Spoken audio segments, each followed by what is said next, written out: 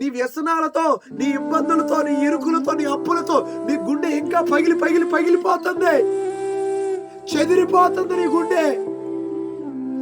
ఆ చెదిరిపోయిన గుండెను బాగు చేసేవాడు యేసుక్రీస్తు ప్రభువు. హల్లెలూయా. ఆ చెదిరిపోయిన గుండెను బాగు చేసే ఏకైక దేవుడు యేసుక్రీస్తు ప్రభుల వారు. ఆ గుండెను నువ్వు ఇవ్వగలిగితే, దేవా ఎన్నెన్నో పాపాలు చేసి, ఎన్నెన్నో వ్యసనాలు చేసి, ఎంతగానో క్రోధంతో, ఎంతగానో ఇబ్బందులతో నా గుండెని పగలగొట్టేసుకున్నాను.